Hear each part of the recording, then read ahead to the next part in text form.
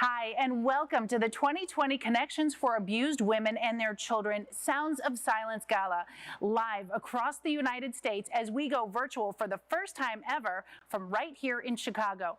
I'm Natalie Martinez from NBC5 News in Chicago, and it is a privilege to join you all tonight as your MC. I'd like to start this evening by putting the work of CAWC in the context of national domestic violence conversations. Oregon 911. At first, the dispatcher at this 911 center thought the caller was mistaken. I would like to order a pizza This is the wrong number to call for a pizza. Turns out she knew exactly what she was doing. No, you're not. I'm getting you now. Okay. I got it. Police say the woman in Oregon, Ohio really meant to call 911 to report that a man was beating her mother. She pretended to order pizza so he wouldn't notice. It all began with this post on social media, which appears to be written by Addison Russell's wife, saying she's been cheated on and lied to. And a person referred to as a close friend accused the shortstop of mentally and physically abusing her.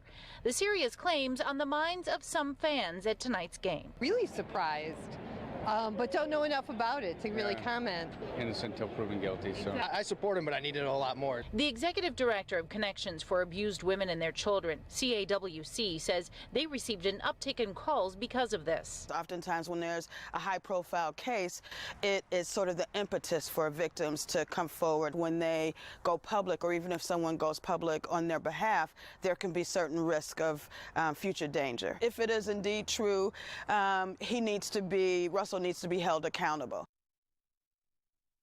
A beautiful young wife and mother of two, just 23 years old, Luba Savanok was stabbed to death at her Minnesota home on Saturday morning, allegedly by her own husband. With their two children by his side, Wheaton native Yevgeny Eugene Savanok turned himself in to St. Paul police shortly after they responded to a domestic disturbance at their upscale Eden Prairie home.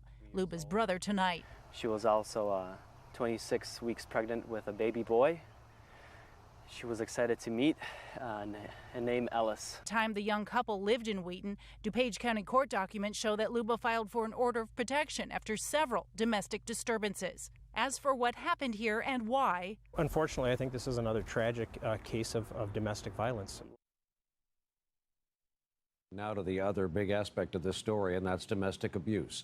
According to the CDC, nearly 1 in 3 American women will have experienced some form of domestic abuse at some point in their lifetime. This very high-profile incident has started something of a national conversation about a topic that, of course, is very personal to so many Americans. And that includes our own Tamron Hall, who is with us in the studio here tonight. Tamron, welcome. Brian, good to see you. It is personal for millions of families, including my own, and for those who advocate on behalf of domestic abuse survivors. But I think this conversation today proves something. You don't have to be personally affected to know that this is a public crisis. Wow, what a powerful reminder of the reason we are right here today. Here with me on stage for the evening is a familiar face. We all know her and love her very much. Stephanie Love Patterson. She's the executive director and fearless leader of Connections for Abused Women and Their Children. Hi, Stephanie. Hi, Natalie. Thank you so much, Natalie, for being here and for being a fierce advocate for victims and survivors of domestic violence. Welcome, everyone, to the 34th annual Sounds of Silence. Tonight, we have an amazing event planned to highlight CAWC's essential services, generous sponsors, dedicated supporters, and each of you joining us from your homes. And this is a special year. We want to make it extra special in several ways. So before we kick off the program, I want to remind everyone tonight it's all about supporting this valued and vital organization so they can continue providing life-changing services to domestic violence survivors. If you haven't had a chance already, check out the online auction. There are a lot of incredible virtual experiences there. You can bid on them and really have a good time as well. Otherwise, get out your phones. Text CAWC20 to 76278 to make a donation. Then you relax and enjoy the show. We are so grateful for all the donors and supporters who have given to SOS already. Without you, we wouldn't be changing lives every single day. So now please get comfortable and prepare for a moving and impactful program. And don't forget to bid on the great auction items and donate to CAWC by clicking on the link we have in the chat. Now, let's hear from one of CAWC's incredible clients.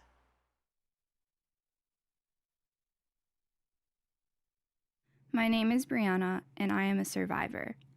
I am 19 years old. When I was 17, my boyfriend, who was 26 at the time, got me pregnant. My parents kicked me out when they found out about my pregnancy, so I moved in with my boyfriend. I trusted him. He was my safe place. But after moving in, it became clear he wasn't. Soon, nothing I did was right. He wouldn't let me take birth control, but was angry when I got pregnant with our second child. No matter how careful I was, he was always angry at me. There was so much fighting, punching, kicking, strangling. After every fight, he would promise to change. It never changed. He never changed. The violence was impossible to control and even harder to hide. I had to go to school with bruises on my face. My school referred me to a CAWC counselor. I started talking to her, learning about myself. We talked during my free period at school, so my boyfriend didn't know I was getting help. As I worked with my counselor, I began to understand I matter, that I have worth. I learned about the cycle of violence. I learned it wasn't my fault. I began to believe in myself again, and as I became more confident, I created a safety plan with my counselor. I left him. I left that life behind. With CAWC's help, I found an apartment for myself and my children. For the first time in my life, I feel safe. I am safe, and so are my children. I am so thankful for CAWC. I personally want to thank all of the survivors who shared their powerful stories tonight. And what an incredible story Brianna has given us. Schools are often a critical place where interventions like the one we just saw happen. With COVID-19 and schools being closed, we know that those interventions are not happening. But we are also concerned about the influx of women and children needing our support when COVID wanes. Your support is more important now than ever before, so we can be prepared to help all those who need it. As you talked about, Stephanie, one of the things that happens with the coronavirus pandemic is doors are closed. And with those doors closed, a lot of things are happening behind those doors. And in this time in particular, it seems that we're having problems that are exacerbated. Yes. Exacerbated by the fact that people are upset. They're upset with race relations. They're upset with the fact that they might be out of a job. And those frustrations and that anger is sometimes taken out, and probably more so right now, on women and children who are behind those closed doors and who need the help. Talk about how your job is more difficult right now because of this. Absolutely, Natalie. So when the shelter-in-place mandate came about, we were so concerned about individuals who were locked in their homes with the very person who said that they wanted to harm them or even try to kill them. Mm-hmm. And so we had to, CAWC, figure out and really lean on our safety strategies to help get the message out to those individuals in need, come up with clever strategy techniques to communicate with them, and also be prepared to deal with sort of the aftermath of what we might see once those folks were able to get out of their homes. We also had to quickly pivot from in-person counseling sessions to virtual individual counseling sessions and group counseling sessions and things like that. It really threw everything in a flux to make sure that those individuals were safe. Because you and I have spoken over the years, and I like to stop by and give some things and also just speak to you about stories that we're covering. I also know that within the homes that already exist, the home especially that we communicate about quite a bit, that was a potential COVID nightmare because so many people were already there. Now you have a situation where you have more people who need help and you have fewer places to put them because of space. If you want to talk about that too. Absolutely. That was really frustrating for us and scary all at the same time. As you know, it's a large shelter facility. We have 42 beds for individuals fleeing from abusive relationships. And because of social distancing, we actually had to reduce the amount of beds that we had to around 22. That threw us in a panic because how are we going to serve all of the individuals who needed us? Fortunately, under the state of Illinois and with Governor Pritzker's sanction, we were able to get funding to provide services in hotels. So that meant we could increase our capacity back up to 44 beds and even more to be able to provide assistance for individuals and for their children who were trying to escape and needing a place to go.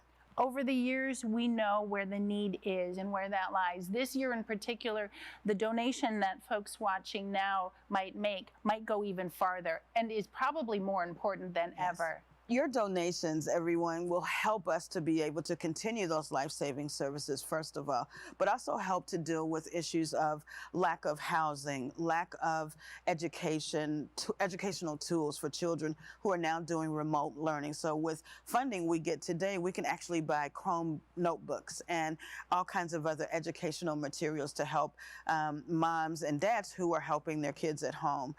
It also will help us with helping them to gain access to health care, all of the things that were sort of spotlighted as a result of the COVID-19, all of the gaps in services that are out there. So those donations, as you said, Natalie, mean so much more to us these days during the COVID-19 pandemic. So hopefully if you're watching, you feel so inclined to take your phone out or maybe go look at those things that are on the auction list and go ahead and bid away because you know where your money is going and it is so needed right now.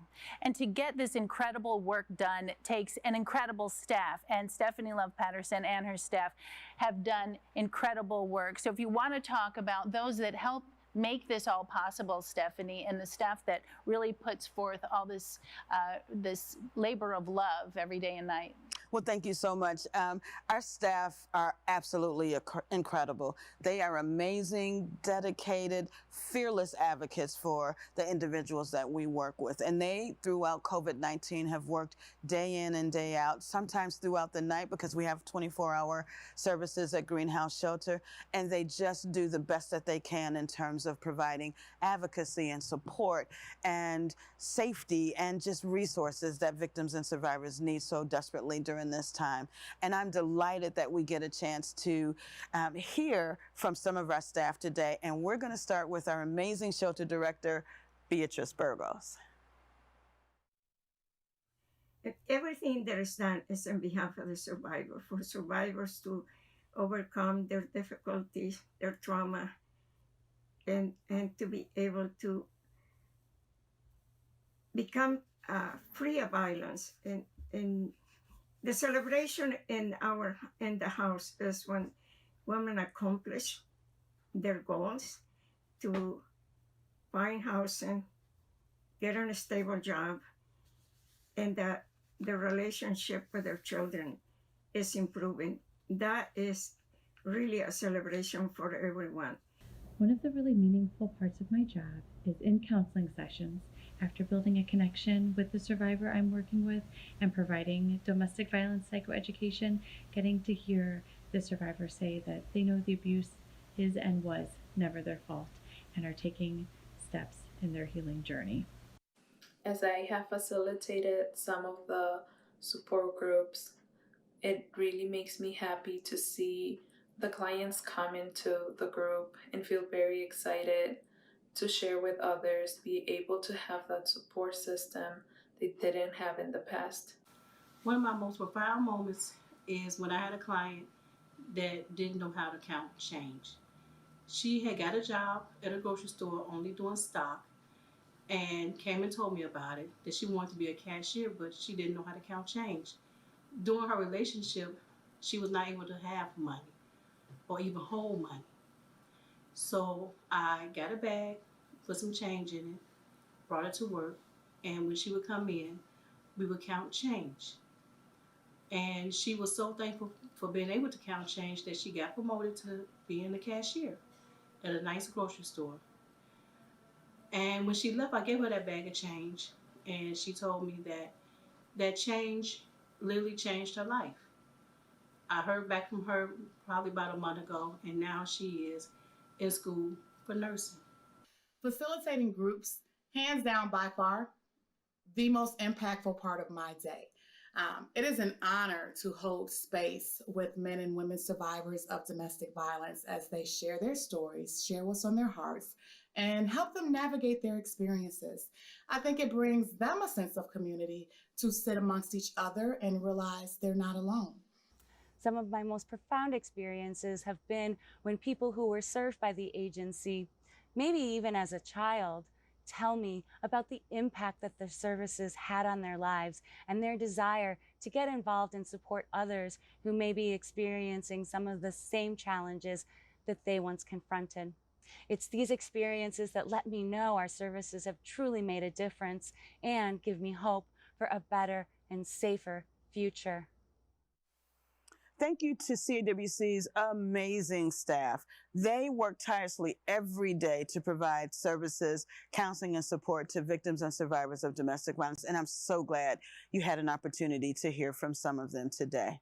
Now we're going to show a video with Senator Dick Durbin. He's been an awesome partner for CAWC for a number of years. He came to visit us to learn more about what we do and to talk to us about trauma. He's been also a fierce advocate for victims and survivors of domestic violence for many years. Let's take a look. What could cause a teenager, literally a child, to pick up a gun and kill somebody? I think we've asked ourselves that question many times when we hear about gun violence. Several years ago, trying to understand this, I visited correctional institutions and hospitals in the Chicago neighborhoods that are overrun with gun violence, and asked them what was going on. I asked what was motivating these young people to do such a horrible thing. Brilliant researchers explained to me the devastating impact of trauma on a child's developing brain. And what's more traumatic than domestic violence? The researchers explained how children who grew up with violence in their home are more likely to suffer a host of problems. They have trouble learning. Mental and physical health challenges follow as well. They're also more likely to be involved in violence personally, many times as victims. But that's just part of the story. At CAWC, you see the other part of the story. You see how incredibly resilient survivors of domestic abuse and trauma can be turned around, how their lives can be healed and transformed with the right resources and support. Your organization helps mothers and children to be stronger in broken places. They help families to break the cycle of violence. During a recent visit to one of your facilities in Chicago, I asked a young mother staying in the shelter what CAWC had given her. She said, a safe place to live, help to be a better mom, counseling to heal my trauma. But the biggest gift, she said, was the gift of hope. Hope that she and her little boy could lead a better life. CAWC has been giving that gift of hope and healing to vulnerable families now for 43 years. They continue to do their great work in the awful pandemic which we face. That's why I admire your executive director, Stephanie Love Patterson, your great staff members, and all the volunteers and supporters that make CAWC such an important part of the lives of so many people. Thanks to you, all of you, for your support, and thanks to this outstanding organization. You are the chain breakers and the hope makers. Thank you, Senator Durbin, for your commitment to CAWC and the survivors we serve every year. CAWC was born in 1976 due to a crisis across Chicago. That crisis was domestic violence. We created a support system from counselors in hospitals to shelters to group meetings. But in our over 40 years of work, the intensity and prevalence of this crisis has not changed. CAWC provides life-saving services to individuals who don't know where to turn for help or whose abusive situations prevent them from reaching out. CWC is essential, and we have been fierce advocates for survivors since we started. Another fierce advocate for survivors I'd like to introduce to you tonight is Lynn Rosenthal. Lynn is a nationally known champion for the prevention of family violence, and we are so honored to have her as a guest speaker this evening. Thank you, Stephanie. I'd like nothing more than to see your beautiful face in a fancy ballroom and break bread together. But I'm grateful, and I know we are all grateful that we can gather, even in this way, to acknowledge Domestic Violence Awareness Month and the important work of CAWC. As we begin, I also want to acknowledge two giants of equality that we lost recently. Of course, Congressman John Lewis, who served as one of the first board members of Men Stopping Violence in Atlanta, and Justice Ruth Bader Ginsburg, who gave us a legal framework for gender equality. It's my hope that their memories will serve as an inspiration for all of us. You know, every October we gather to mourn lives lost to domestic violence, to celebrate those who have survived, and to talk about the challenges that lie ahead. Because as long as 4 women a day are still killed at the hands of husbands and boyfriends, our work must continue. And I should say, Stephanie, that now that I'm working at the local level in Columbus, Ohio, I'm practically a neighbor, and it makes me appreciate even more the work of CAWC, and particularly the leadership of Stephanie Love Patterson. Love is not just a part of her name, it's who she is. Stephanie sets the standard for leadership in difficult times. She acknowledges that it's hard, expresses love and care, and keeps moving forward, and that's what it takes. And it's the comprehensive approach of CAWC to provide not only shelter, but mental health services, hospital outreach, partnerships with drug and alcohol programs, and services for children that make CAWC a national leader in this work, a national leader in this work. And I hope all of you will continue your support for this outstanding organization at this most difficult time.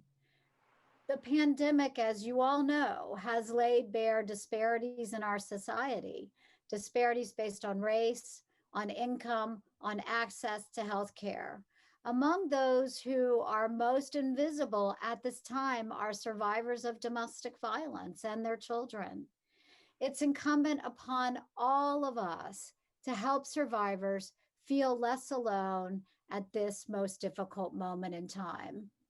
You know, I remember that sense of isolation, of course, not because of a pandemic, but because when I was 19 years old, I was involved in an abusive relationship. It was a time before we really had a language for this experience, particularly for young women. I wouldn't have known to call myself a battered woman. I was a 19-year-old college student. I would have just said I was in a bad relationship, but I was being abused physically, emotionally, and sexually. I dropped out of college and was isolated from my family and my friends. But I was finally able to get free. And I was able to get free because I had 2 friends who never gave up on me and who rented a house with an extra room and who said to me, when you are ready, you can come here. They didn't blame or judge me. They just said, when you are ready. And that's what I did. I didn't know at the time that the violence would get worse when I tried to leave, and I didn't know that the longer-term effects of this experience would follow me for quite a long time to come. I learned all of that much later. In fact, I was working in the White House before I understood that it is young women ages 16 to 24, like I had been so long ago at 19, who face the highest rates of intimate partner violence and sexual assault. And I learned this because Vice President Biden sent us out to look at the data. He wanted to know what the incidence of violence looked like at that time, 15 years since the passage of the Violence Against Women Act. And he, like all of us, he was disappointed to learn that even though annual rates of domestic violence had dropped dramatically since the passage of the act, we hadn't yet achieved the deeper level cultural change that would prevent violence from happening in the first place. Prevent violence from happening in the first place. Today, we can't let go of that vision that it's about preventing violence from happening in the first place. I was reminded this morning of another experience I had in the White House. We were working on policies to respond to victims in the federal workforce, how you kept survivors safe and how you held perpetrators accountable. And we had a big event in the South Court Auditorium to announce this effort. And as excited as I was about it, because I thought it was so important, I was worried that my colleagues in the White House might just see it as kind of a bureaucratic effort, policies. And so that's what was sort of in my mind when I got back to my desk and I received a phone call from a woman who said that she worked in an obscure office in the White House, like literally in the basement. She said, I had not met her and I probably never would meet her, but she wanted to thank me and Vice President Biden for these new policies. She said that she had worked at another federal agency years before and had a coworker who was killed by her husband. She said no one knew what to do or how to handle what this woman was going through. And then the woman died. And she hoped that because of these new policies, women like her friend would be saved in the future. I share that story because it reminds me that everything we do matters, and that while this may be a long struggle, the struggle to end domestic violence and family violence, child abuse, and sexual assault, that while it may be a long struggle, it is a struggle we can win. Thank you. Wow, Lynn, that was so amazing. Thank you, first of all, for honoring us with your story. Issues of domestic violence are never easy to talk about, and I'm sure you're helping so many individuals who are watching tonight. So thank you so much for that. I have a couple of great questions for you. The first one is, in your remarks, you talked a lot about VAWA, the Violence Against Women Act, and I wondered if you could share exactly what that means. Sure. The Violence Against Women Act first passed Congress in 1994, and it really created a national conversation about domestic violence and sexual assault, the violence that women were experiencing in their homes and in the community.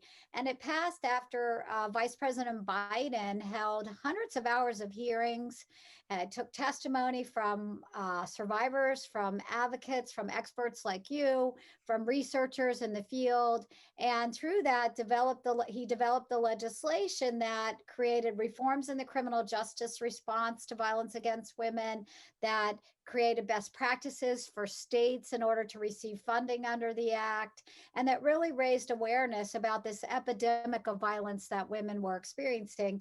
The Violence Against Women Act has been reauthorized 3 times since the original act, and each time it's been strengthened based on what more we've learned about how women and communities are experiencing violence. So today the act includes transitional housing programs, it includes prevention programs in schools, training for healthcare providers, services for victims with disabilities. So it's always been Vice President Biden himself has said that VAWA was a work in progress and it was intended to evolve as we learn more about violence.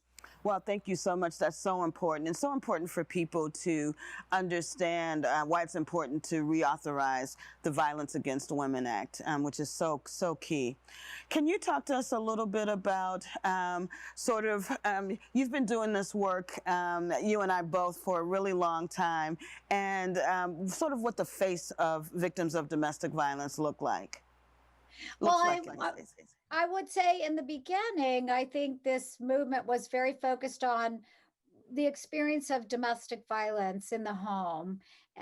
But today we have a broader analysis that's intersectional, and that includes an understanding of racial equity along with gender equity. So today we understand that not everybody experiences violence in the same way, that Black women, in particular, women of color, face additional barriers to safety because of racism in many of our systems that respond to violence. So Black women, for example, have 2.5 times the homicide rate of white women in domestic violence situations because there's a differential in the response to violence, because Black women are less likely to be believed and supported. So I think we're understanding more that not everyone experiences violence in the same way. We also know more today about violence in LGBTQ relationships, and that there are additional barriers for folks in the LGBTQ community. So while we started looking at this kind of narrow experience of violence, today we understand that it happens in lots of different ways, that it happens across gender, and that while everybody's at risk, some people face additional barriers to safety. Absolutely. And then can you talk a little bit about, during your remarks, you mentioned prevention and how that helped you. So for the guests that are viewing this program tonight, can you talk about what prevention looks like and how they can help? Well, I think prevention is important on several different levels. Family and friends are really the front line of defense in response to domestic violence. And so as family and friends become aware that somebody's going through the experience, there's so much they can do to help support that person. You don't have to be an expert. It's just good to know what the resources are in the community. So if you have someone who's experiencing, you're just worried about somebody. You may not know what exactly it is, but you know somebody seems that they're being controlled, that they have injuries, that they seem very isolated. They may be experiencing domestic violence, and you can ask just a few key questions. I'm worried about you. Is everything okay? Do you feel safe in your relationship? Is anything happening that you want to talk about? And again, you don't have to be the expert, but it's very good to ask the questions and to be non-judgmental and supportive in the response. It's hard today because people are isolated. They are at home. And so it's a little hard to do that. But we find that survivors want to be asked the question. They want to know that people care about them, even if they can't share everything that they're going through. So first is family and friends, understanding what they're seeing and knowing how to provide support. They should know about resources like CAWC and be able to make a referral to your program. The second piece, though, so that's really kind of on the intervention spectrum, but really we can change social norms that allow violence to continue.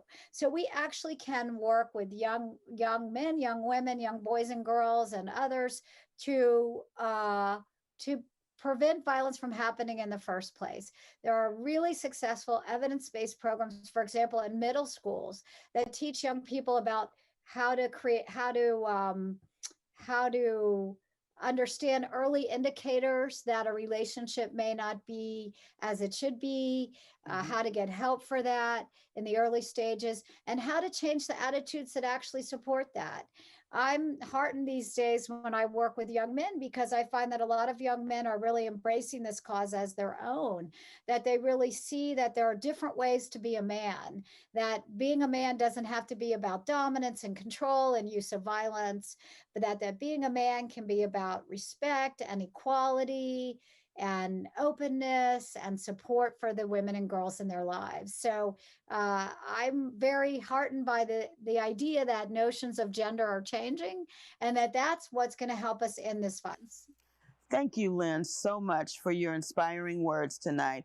I know that our viewers will be inspired, they're educated, and hopefully inspired to give to Connections for Abused Women and Their Children tonight by making a donation. Thank you for sharing your story and your powerful words.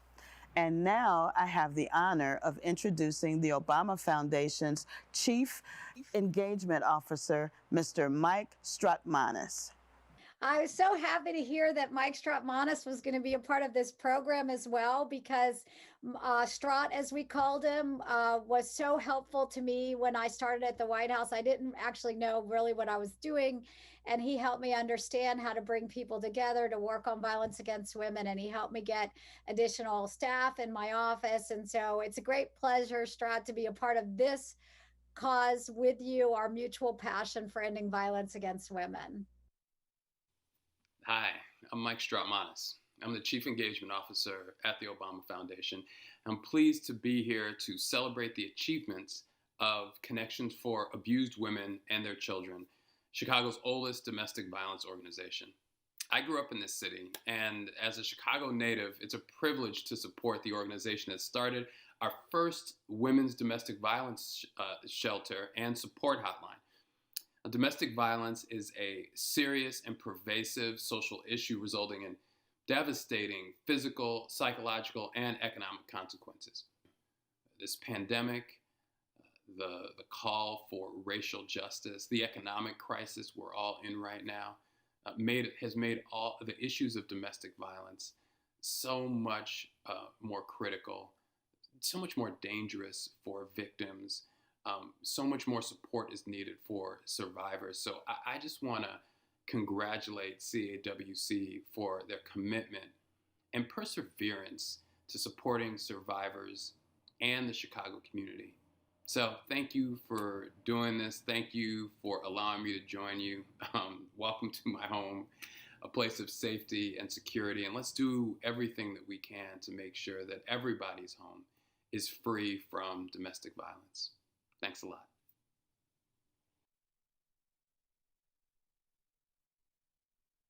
My name is Rachel, and I am a survivor. I come from a family that drinks a lot. Our household was full of pain and yelling, then numbing the pain with alcohol. When my boyfriend began abusing me physically and emotionally, I knew exactly what to do. Drink. Once again, I was surrounded by pain and yelling. After a violent outburst from my boyfriend, my injuries were so bad that I had to go see a doctor. That's when I blurted it out. I'm scared to go home. Saying those words out loud changed my life forever. The doctor referred me to CAWC's Hospital Crisis Intervention Program. They helped me turn my life around. They helped save my life. I felt like CAWC staff were there just for me. It was exactly what I needed. I learned how to grow through therapy. I learned how to stop relying on alcohol through a long-term detox center. I used to move from crisis to crisis. Now, my day-to-day life is not just about surviving, it's about thriving.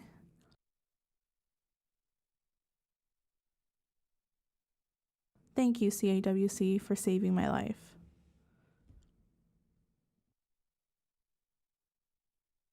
Thank you so much, Rachel, for sharing your story. We hear you, we see you, you are strong. Good evening, everyone. I am Ada Dolph, President of the Board of Directors of Connections for Abused Women and Their Children. On behalf of the Board and Associate Board, I am so thrilled to welcome everyone here tonight to Sounds of Silence 2020. First, I want to take this opportunity to thank our staff working behind the scenes tonight.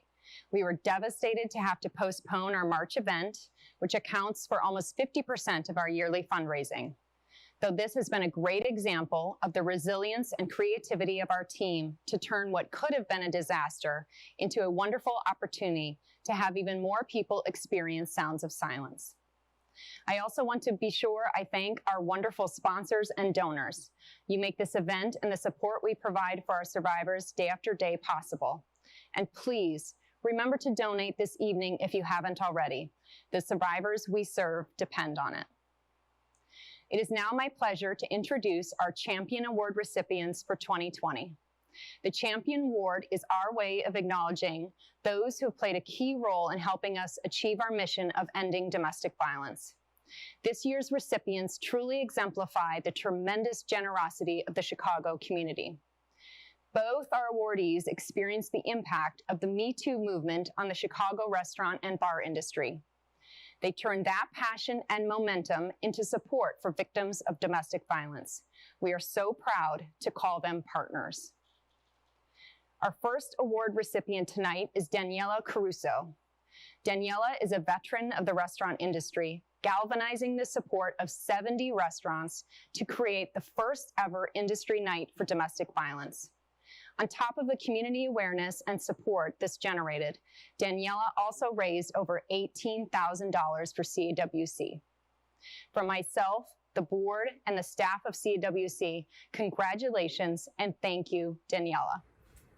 Thank you, Ada. I'm so honored and humbled to be CAWC's 2020 Champion Award honoree. Yeah, so as far as how I got involved with CAWC, a friend of mine a couple years ago hosted a fundraiser at Empty Bottle, and I just kind of was there volunteering, helping her out, and became acquainted with CAWC and all the amazing work that they do. So fast forward several years later, I'm working in the restaurant industry, rife with abuses of its own, but there was definitely some things going on in Chicago specifically that involved domestic violence. The local media kind of like picked up the story. A lot of the emphasis and focus was on the abuser, and it just, having my own personal experience with domestic violence just lit my fire. Really frustrated me that people continue to focus on people who, you know, inflict violence and who are unsavory characters. So I felt like kind of how can we, you know, work together to change the narrative, and in the process, you know, go to benefit a really wonderful organization like CAWC. So at the time, the restaurant that I was working at, we talked about it, decided to do a fundraiser on May 2nd, and proceeds from that evening, I think we did $1 per plate, would all go to benefit CAWC. And at the time, you know, just thinking about it, it didn't seem like a big enough impact. Like I wanted to not just bring money to CAWC and raise funds, but I also wanted to bring awareness to the issue of domestic violence. And a lot of people participate in fundraisers, but it's hard to kind of get people's attention. So in order to do that, I was under the impression that more people needed to be involved, like a lot more people. So I talked to my friends in the industry, got a couple more restaurants on board. It went from 1 restaurant to 10 restaurants to 20 restaurants. I talked to Eater Chicago at one point. They ran a story. And after that, it just kind of blew up, and 20 restaurants went to 50 restaurants and then to 70. I'm gonna make an SOS cocktail for you now. All right, so you need a shaker, which is important. And it's gonna start with 3/4 ounce of lemon juice. When you're making a cocktail, I would definitely recommend starting with like the least expensive ingredient first. That way you're not wasting anything. If you end up messing up, you could just throw away some lemon juice and start over. So 3/4 ounce lemon, 1/2 ounce of blueberry syrup, which is just gonna be a traditional simple syrup I made it with frozen blueberries. 1-to-1 ratio, so 1 cup sugar, 1 cup water. So 1/2 ounce of that. And then dry curacao, which is an orange liqueur. It's a bitter orange liqueur. And 1/2 ounce of that, or no, 1/4 ounce of that, sorry. 1/4 ounce. And then last but not least, 1.5 ounces of tequila.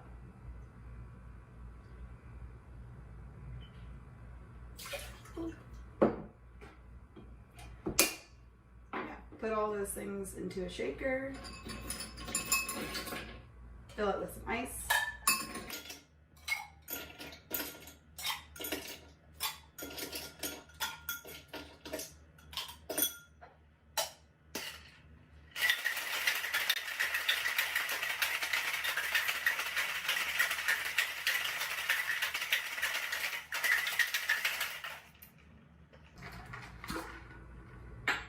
and then if you want to get real fancy about it, you can use, you can double strain it, but I don't think it really matters. Just to, you know, get the ice flakes out and potential blueberry chunks, unless you like that. And voila, a cocktail meant for drinking. And it's real good. Thank you so much, Daniela, for having us in your home and for the delicious cocktail. I'm now pleased to announce our second awardee of the 2020 Champion Award, Revolution Brewing. For the past 2 years, the incredible women of Revolution Brewing have held an International Women's Day event in their Avondale tap room, raising not only awareness of domestic violence, but also raising over $40,000 in donations for CAWC. This wonderful group is also responsible for the development of Spirit of Revolt, an imperial IPA sold at Revolution, with all proceeds going toward CAWC. Thank you so much, Revolution, not only for your delicious and inspirational beer, but especially for your ongoing support of CAWC. We are so pleased to be acknowledging you tonight with the 2020 Champion Award. Here to accept the award tonight is Meg Rutledge. Thanks, Ada. My name is Meg Rutledge, Director of Retail Operations at Revolution Brewing, and we're thrilled to be receiving the Champion Award this year from CAWC. Spirit of Revolt is an empowered IPA brewed by women here at Revolution. The idea was originally a brainchild of some of our female bartenders who wanted to celebrate the history of women in brewing. Women have come a long way in the beer industry, but we have a long way to go. And so we decided to brew an empowered IPA to celebrate the strength of women in our industry. Spirit of Revolt came around about the same time as the Me Too movement. So we decided that we wanted to help women in need who were in abusive relationships through our empowered beer, and thus we reached out to CAWC. The wide array of services provided by CAWC to survivors and their families was the perfect match for Spirit of Revolt. I think for us, what's really interesting is we host so many events here, and mostly we have men come to these events. And what to us was so exciting about Spirit of Revolt is we had a room full of women at a beer event for the first time, and we got a lot of people that weren't necessarily beer drinkers. They were people that really just wanted to come out and support CAWC, and at the same time, they learned a little bit about beer and found out about Revolution, and it was a really fun thing, and then it just blossomed from there. The atmosphere was so positive and uplifting that it's just a special thing that we look forward to every year, as well as our fans. And the fact that we're giving back to CAWC with that event is just icing on the cake. Once again, we're so honored to be the recipient of the Champion Award this year. In the spirit of revolt, please donate to CAWC. So thank you so much, Meg, and congratulations, Revolution Brewing and Daniela. I also want to take a moment to just acknowledge a few of the wonderful donations that have already come in tonight, like Marty from Chicago, who gave $1,000, or Rebecca Hirsch, who just donated $250. Thank you. Thank you, thank you, everyone. Every donation counts. So get out your phone if you haven't already. It's super easy, just 6 letters and numbers, CAWC20 to 76278 to make a donation. I'd now like to introduce one of the wonderful sponsors for tonight's event. It's Catherine Caraway and Equity Residential. Equity Residential is proud to be the 2020 transformational sponsor of Connections for Abused Women and Their Children virtual Sounds of Silence. We are proud of our long-standing relationship and partnership with CAWC as they help victims of domestic violence rebuild their lives. To our donors and supporters, we ask that you give generously today. And to the many victims of domestic violence, we see you, we hear you, and you matter. We wish you well on your journey to healing and renewed hope. Thank you. Thank you so, so much, Catherine. What an incredible partner we have. Equity has been an amazing partner to CAWC and has been one of our longest SOS sponsors. Thank you, Catherine, for being such a wonderful advocate and past board president. We appreciate you. So what do sponsors like Equity mean for CAWC's work?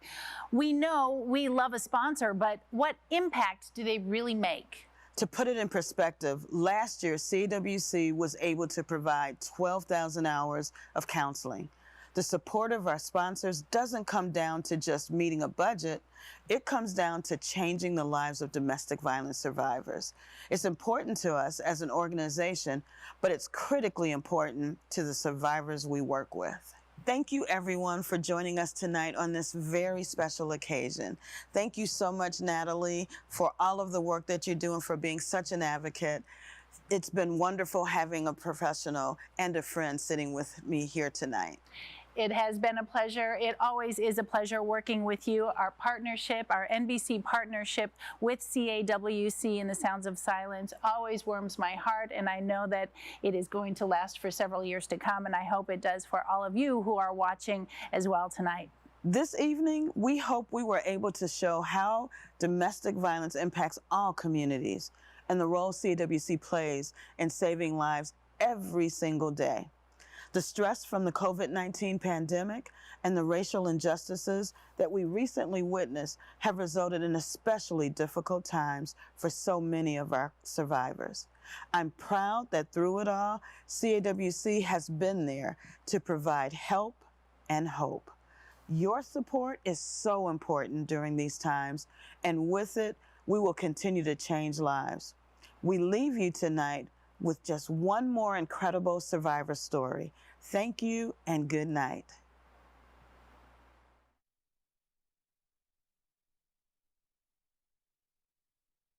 My name is May. I have 3 children, and we are all survivors. For 14 years, my children and I were abused by my partner. I wasn't allowed to leave his sight ever.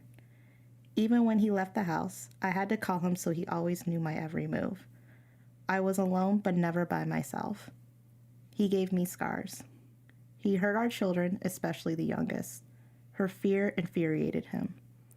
He singled her out and was especially cruel to her. It was too much. I promised myself and my children that we would find a way out. My only outside contact was with my children's school. I confided in an employee at the school and they referred me to CAWC. My counselor and I made a list. License, check. Birth certificates, check. Social security cards, check. Medical records, check. School records, check. My own bank account, check. It took a year, but one by one it went check, check, check. The day I left, my children and I walked out of our abusive home and into CAWC's greenhouse shelter. At CAWC, my family and I found a home. We were on our own and we were finally safe. I watched my children play for the first time in their lives. It took my younger longer, but eventually she began to feel safe and came out of her shell. She laughed, she ran, she was loud. She was able to be a child. Now I'm working on my long-term goals: a job, a career, a home, and most importantly, allowing myself and my children to heal. CAWC helped me fulfill my promise to my children.